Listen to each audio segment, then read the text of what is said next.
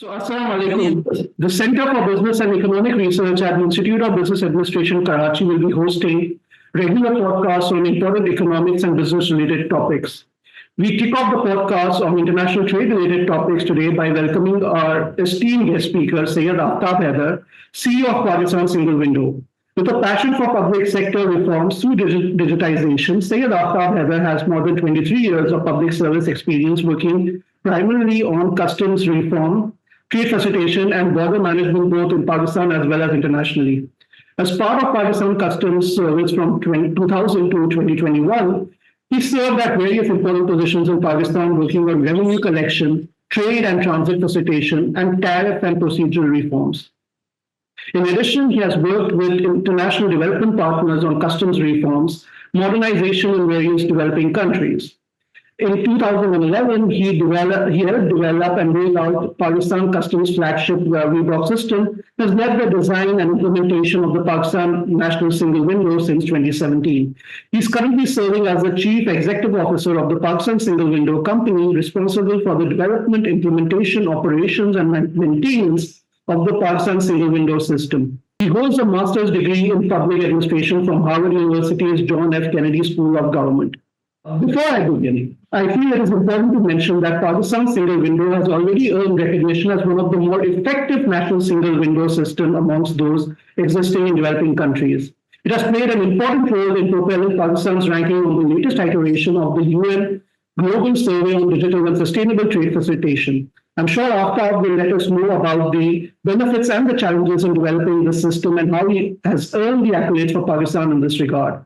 We will divide this conversation into three phases. The first one will introduce Pakistan Single Window, discuss the benefits, opportunities to traders, and the associated challenges.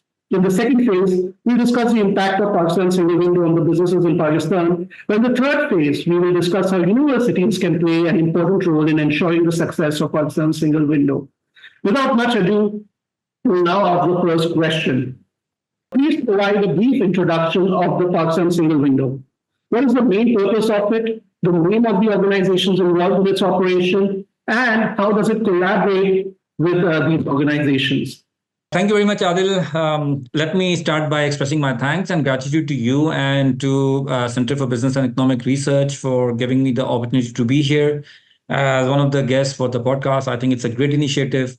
You know, we have been talking about how we should have a more structured approach towards trade and trade-related knowledge, sharing with not only with other organization entities that we are working with, but also with the common person on the street. I think it's extremely important that for a country which aspires to be like in the top 30, 40 trading nations in the world, there is more discussion around cross-border trade and trade-related issues.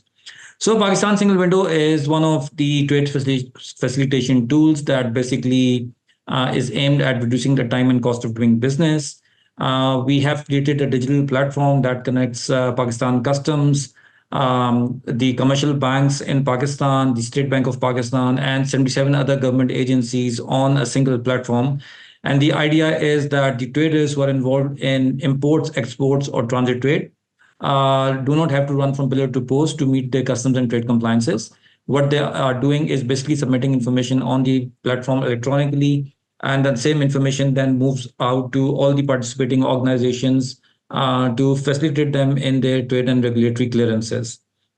As a brief background, the Single Window program itself started in 2017 under the leadership of Pakistan Customs, which is the designated lead agency of the Single Window. It was a commitment under the Trade Facilitation Agreement. So Pakistan is not the only country to have built this system. In fact, more than 90 countries around the world have some kind of single window systems operating. The single windows may differ in terms of the scope and their mandate, but the idea again is to leverage technology to reduce the time and cost of doing business. From 2017 to 2021, as part of the Pakistan Single Window Initiative, we just worked on a lot of foundational documents, just creating the roadmaps for single window. And we are very glad that we spent a lot of time in planning the initiative, because now that Pakistan Single Window has emerged, it is getting a lot of recognition as a best practice, not only within Pakistan, but also amongst international circles. Again, like I mentioned, the purpose is that the traders or anybody else who's associated with cross-border trade are able to carry out the entire work from the comfort of their homes or offices using their laptops or desktops or even mobile phones, and they don't have to visit every government office to get that work done. Another benefit of the single window is to provide transparency and improve visibility to all the actors who are associated with with cross-border trade in one way or the other. And the last point in this regard is that Pakistan single window is unique in the sense that it is not only digitizing business to government processes, but it is also digitizing business to business processes. So in terms of scope and in terms of usage, the single window platform that Pakistan has created actually goes much beyond than simple customs and trade clearances and compliances. Yeah, so thank you for detailed answer. So let's move on to the next question.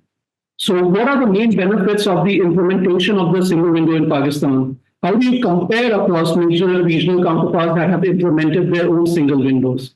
Now, for instance, single windows across the region have reduced documentation time from a few days to a matter of minutes. However, unfortunately, in Pakistan, several banks still require paper-based documentations that can create bottlenecks for otherwise an all-digital platform. So, how will Pakistan's single window achieve its objectives given the hindrances that we face? Yeah, Adil, thank you so much. I think this is a great question. I mean, like they say, the proof of the pudding is in its eating, right? So we just do talk a lot about single window and single window implementation. I usually am talking about single window in at least two international events every month. The point is Pakistan single window really delivering the benefits that it promises to deliver? So, when we were doing the initial estimates for the single window implementation, the World Bank and IFC came up with a figure in which they stated that full implementation of the single window would result in $430 million saving to the economy in Pakistan. And all of these benefits were benchmarked against the time and cost that are required for border compliances and for documentary compliances that every trader requires when they are performing an import or export transaction.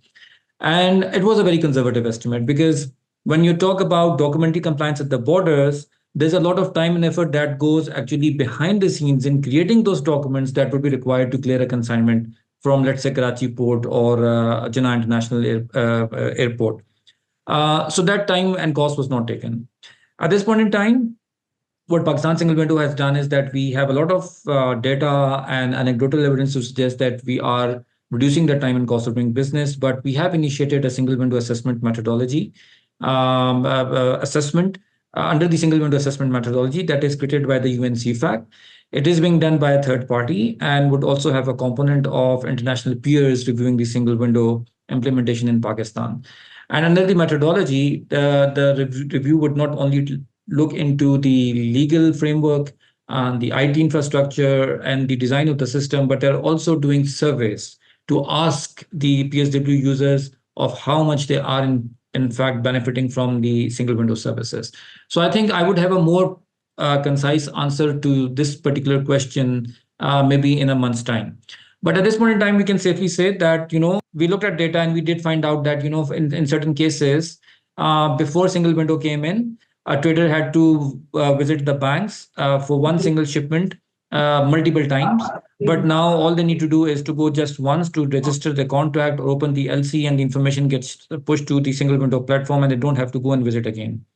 So there is a lot of evidence that we are creating, difference, but we would really like that to be substantiated by a third-party survey. Now, on that note, Adil, I think I must also mention there are two other things that we kind of look into when we are comparing ourselves to the single windows around the world. One is the cost. You might be surprised to know that the single window was created at a fraction of the cost that was initially estimated for single window development and operations under the PC1 approved by the government. And in that, we leverage a lot of donor funding through grants to develop the single window. And we have also built on the infrastructure that already exists. So as part of the single window, we have not created new data centers, we have not created new customer centers, we have not and extended our footprint at the borders. So that's one thing. We have been very, very cost effective in terms of how we have developed. But the challenge here is that in most of the advanced countries, you find government organizations which are already digitized.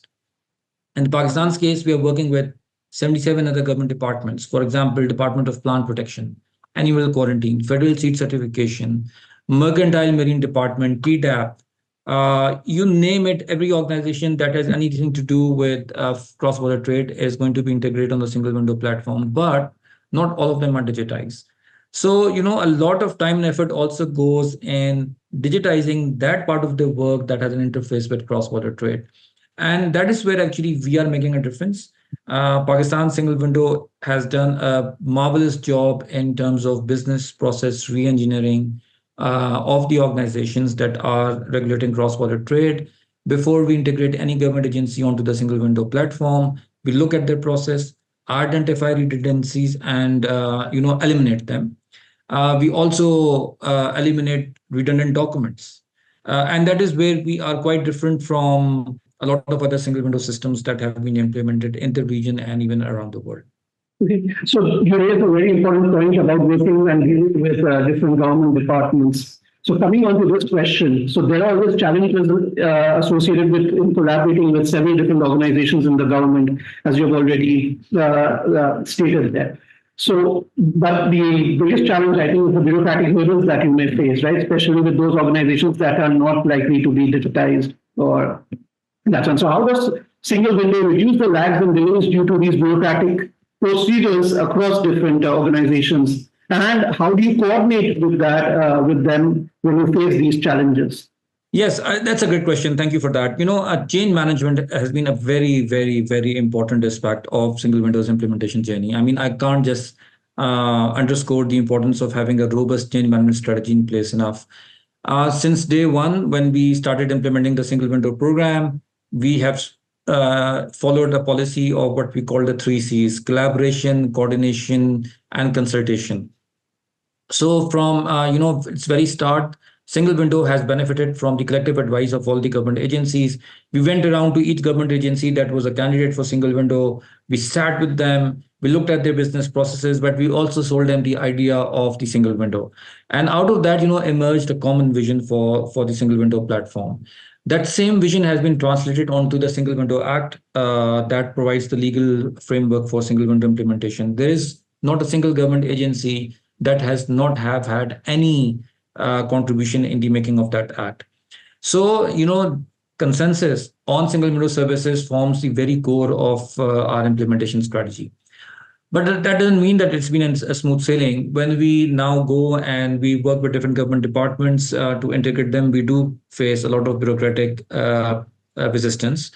But we have learned to identify the reasons behind that resistance. And in most of the times, we find out that the resistance is coming because people don't really understand IT, or they think that a single window is going to take over their functions. They're going to lose their jobs. In certain cases, they also think that, single window is going to replace the department. And so what we do is that before we move into a department and integrate them, we do a lot of change management sessions, informing them of our mandate, of where the boundaries are set. We are a data exchange platform. We are not a regulatory body. We are not a policy making body. The government agencies can perform their functions as before, but with more technology, with better access to data, with more visibility over trade transactions. And these are kind of things that we that kind of allay the concerns a little bit, and then they come on board. So that is the first part.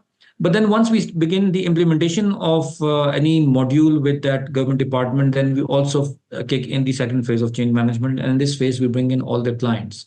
So, for example, if you are working with the Engineering Development Board, we will bring in the Automobile Manufacturers Association, or the assemblers, or the businesses that are manufacturing the parts. And we would give them a whole overview of what does the single window integration is going to mean for them. We take suggestions, and then we follow that up with a lot of other training and capacity building programs. So we are probably one of those very few organizations, state-owned organizations in the country, that have a very robust, active change management component. We are reaching out to about 800 people almost every month regarding different change management initiatives.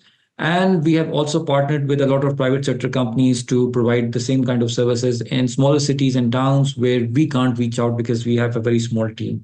But these are some of the steps that we have taken to manage change in each of the government organizations that we are working with. Okay, so thank you there. So this is so we're done with the first phase, and now let's come to the second phase of the questions.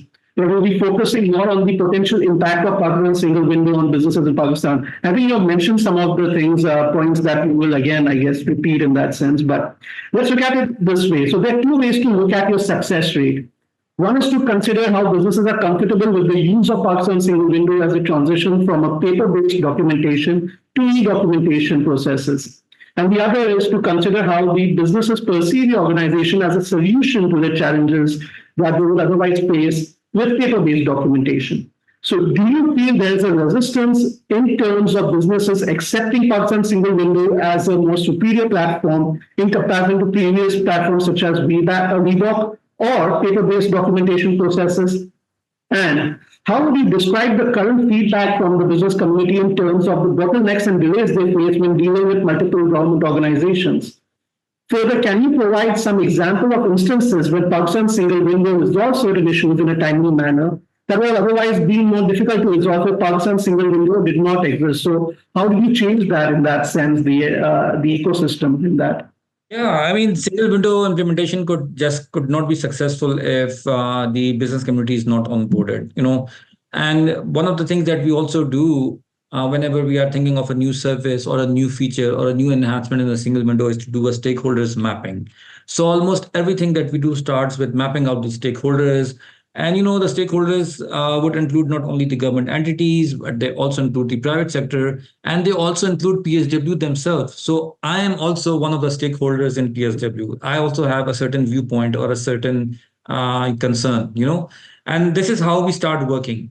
So for the business community, most of the times we understand what the concerns are going to be. It is number one, for example, fear of the unknown. What does digitization mean?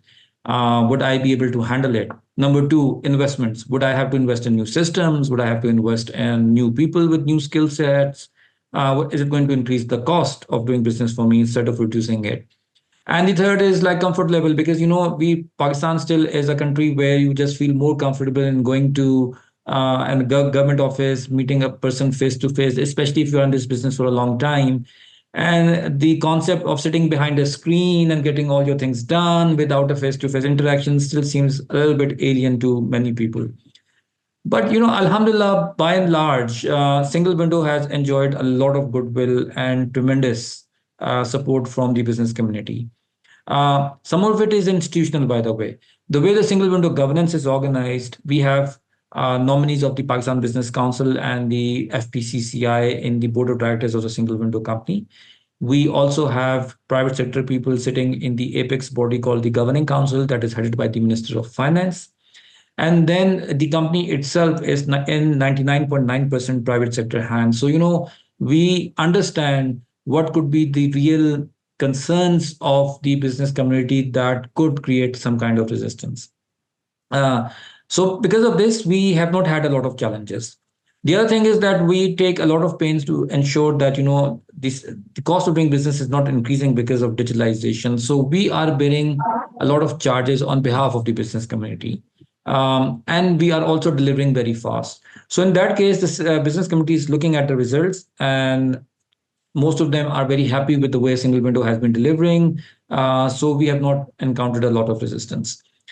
Now about the feedback is very interesting. We just did a survey about a month back on single windows recognition in the private sector, especially in the business community, and we were surprised to find out that most of the subscribers who were registered on the single window platform did not know single window.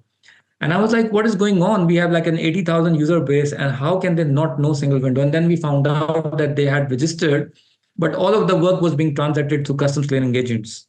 Most of the businesses, if you are the owner of a business, you will not engage into import export directly. You would hire a clearing agent. So when you go to the clearing agent and you get their feedback, then you find out that, okay, they're happy. They are saving time, they are saving money, and they have a very good impression of the single window. One certain example you've asked about, a certain example where PSW resolved a problem.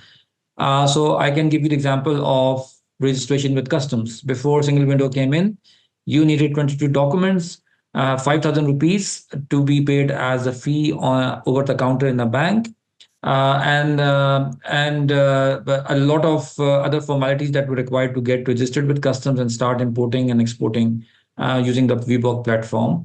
You also had to visit the custom house to get your biometrics done and a photograph taken. Often you would have to wait in queues. Under the single window system, that whole process has been reduced to just 20 minutes. All we ask is a national tax number, and we electronically verify and validate all your credentials through different integrations with national databases, and you get the ID and you're good to go. You don't even need to go to the custom house for biometric. That can be done at any kiosk that NADRA has provided. And currently, we are in discussions with NADRA to extend the same facility through their app. So even the time that is spent to go on to the kiosk for biometrics can be saved. So I hope that answers your question, Adil. Yeah, definitely. That does. That's a very extensive answer. So let's come to the next point here. So when we talk about digitalization, we also have this challenge with the digital divide that we face in Pakistan. So that has a significant, and especially in a country like Pakistan, there is always this difficulty in connecting, right, in this thing. So high rates of digital literacy naturally complicate the problems and create more challenges for you. So please tell us something about your outreach programs that you've already mentioned about and how you tend to increase the utilization of Pakistan single window given these challenges that you face. That has been a concern for us. I mean, single window is a state-owned entity. As you know, I mean, we are a company, but we are a state-owned company. We are a not-for-profit company, so we are working on the single window system. But at the same time, we are very mindful of the fact that there would be certain sections of the population that might get excluded from using the single window services. For example, women. I mean, we understand that women already face quite a lot of challenge in getting mainstreamed into the national economy. But when it comes to cross-border trade, a lot of women do not get into it because customs intimidates them. A lot of other formalities that are required as part of your international protocols intimidate them. So how do you make sure that women and small and medium enterprises, for example, become part of the single window system and start using it? But on the same note, how do you ensure that communities, regions, who are suffering from some disadvantage in better access to internet or digital literacy do not remain excluded? So that's why we have designed our own outreach program. And like I mentioned a few minutes ago, that we have a very robust change management component, and we reach out to people, give them awareness of the single window. But at the same time, we have also initiated a couple of programs. One of them is the Khatija Women Entrepreneurship Program that specifically targets women businesses and provides them access to information, access to finance, trains them on social media marketing, on business-to-business connectivity, and generally encourages them to start importing and exporting through the single window system. So that is one part. The other part is also that we have, for example, set up a dedicated women helpline where women entrepreneurs can call, get in touch with our women officer, who can then guide them about the single window system or any other customs and regulatory clearance formalities. But we are also working on, translating our systems, making them more user-friendly, incorporating a more visual component. So, if there are people who have a challenge in communicating in English, they can understand the visuals and get their businesses transacted. So all of that is on our pipeline, Adil. It's not an easy challenge, let me tell you, because the system itself is being developed. The company itself is very new. If we look at us, we are just a startup, 3 years old. And at the same time, we have taken all of this also as part of our responsibility to make sure that no one is left out. But we are very confident that within 2 to 3 years, we would be creating an impact and making sure that those communities that are perceived to be less literate as far as digital literacy is concerned would be joining in greater numbers and transacting their business through the single window platform. So now let me come to these questions on the trade facilitation aspect, right? So I'll ask you these questions in three parts. So first, how does Pakistan single window ensure compliance with new rules and regulations with trade, especially if those have been introduced in the trading partners? Second, what about an inquiry point where a business can access all information on compliance and documentation for a certain trading activity to ensure that businesses have up-to-date information on trading practices in Pakistan and in their trading partners? Third, coming back to the first part, how well are you integrated with different trade portals, repositories, and other digital platforms in Pakistan as well as internationally to improve the quality of facilitation in paperless cross-border trade? Yes, Adil, I think one of the fundamental principles in trade facilitation is also access to information. If traders have access to information, they know how much does a particular license or a permit or NOC would cost, what would be the procedure, what is the documentation required, then there are lesser chances of them being asked to, pay unofficial amounts of money, let's put it that way. So the trader would know about their rights, the trader would know about the process and procedures. So single window has worked very extensively in providing access to that information. One of our flagship products is the Trade Information Portal, or as TradeVerse. We call it TradeVerse. It provides a complete repository of information on all borders and trade-related processes. It provides other information on how to become a clearing agent or how to even hire a clearing agent. It gives you a logistic ecosystem, a banking ecosystem. You can put in an HS code, or you can put in a commodity description, and it would give you visual maps of how to navigate the customs clearance process. So that is one product that we have launched way back in 2022 and is now being quoted as one of the best practices by the World Bank for implementation in other countries. Other than the trade information portal, we have a very robust customer support center. It has, like I said, a dedicated helpline for women. It also has a dedicated helpline in Russian language for traders who belong to Central Asia and are transiting through the ports in Karachi. And of course, it has several lines for general guidance. We are now going to introduce two additional lines, one for exporters only. It would be more like a, premium service where big exporters that have a lot of contribution in foreign exchange can directly get in touch with the higher level of our team and get the issues resolved immediately without having to wait in a queue. And the other helpline that we are establishing is for port community system that is scheduled to be launched in July. Inshallah, that would be providing a single window for Karachi, Port Qasim, and Gwadar, specifically target at the actors associated with maritime trade. So these are two initiatives that we have taken to provide transparent and up-to-date information. But how do we make sure that this information does remain updated? And for that, we have issued an SRO from the government that makes it binding upon all the 77 government agencies to relay the information if there's any change in their processes or procedures or documentary or information requirements to Pakistan Single Window, so that Pakistan Single Window can update the main single window portal as well as the TradeVerse almost in real time, so that traders can have access to updated information at all times. Thank you for your detailed responses to the previous rounds. Now let's start in the final phase and reach the final phase of questions. We will focus on discussing your collaborations with universities, something that is very important to IBA. So first, what current linkages do you have with universities in terms of research and product development, and how do you plan to increase these linkages between your organization and universities? Second, what programs do you offer to university students so that their awareness of Pakistan Single Window increases as potential entrepreneurs and trade managers? Adil, this is the only area that we lag behind. I think, I'm a very firm believer in creating linkages between academia and policy implementation, people who are involved in policy implementation, for example.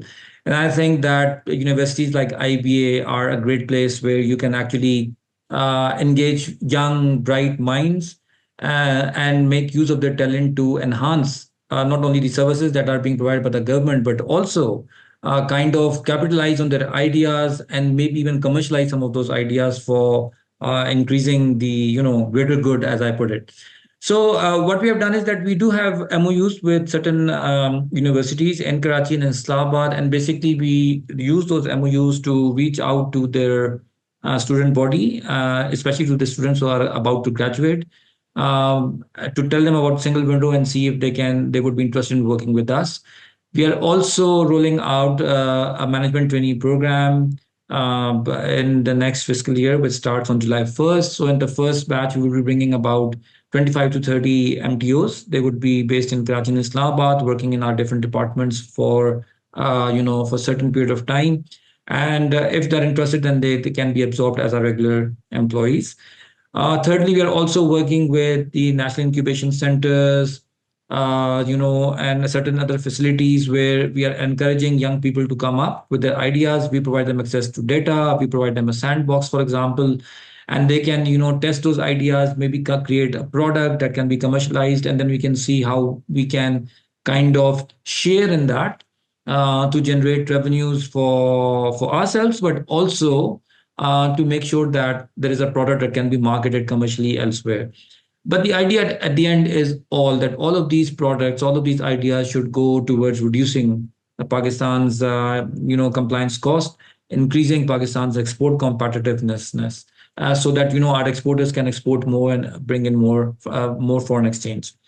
A lot of these things that I've talked about are in advanced stage of either implementation or planning. So, for example, we are the work that we are doing with that we plan to do with incubating different ideas is still in the planning stage. We have not yet implemented, primarily because we are still looking for partners in around Islamabad to first pilot this idea, but also because, as you would very well realize, trade data is highly confidential. So you need to have certain protocols in place before we can make that data available to young people who want to play around with that data and create commercially viable products. But inshallah, in a few months' time, I think we would be giving you some news on that front.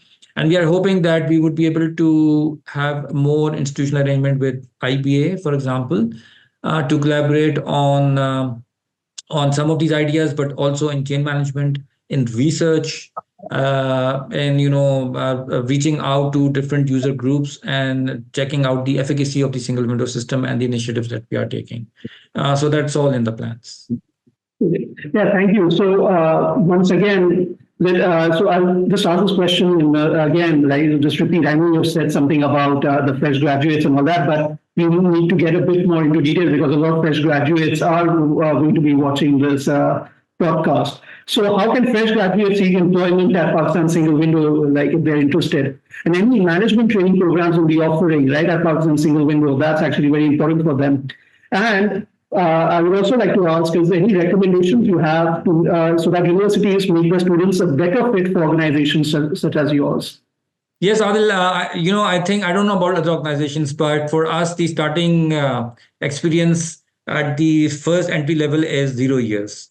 So any graduate, any student that is just graduating from a university and has the relevant academic experience, we would gladly hire them, place them in our teams, and they can learn on the job. And of course, if they are good, they can look forward towards a long career in the single window company.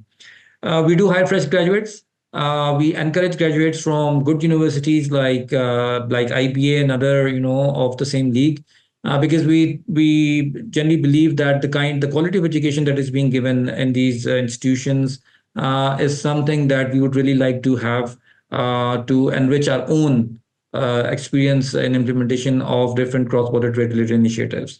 So if there are any students who are listening to this podcast, I would encourage them to visit our web pages, look at our job openings, and apply. The recruitment is all merit-based, 100%. Alhamdulillah, in 3 years, 3.5 years, in fact, of my time in the single window, I don't think there's a single case of any hiring which has not been done on merit. And we are also good paymasters. We pay well according to the market. We understand that these skills are, they have a certain premium. Not everyone has IT skills.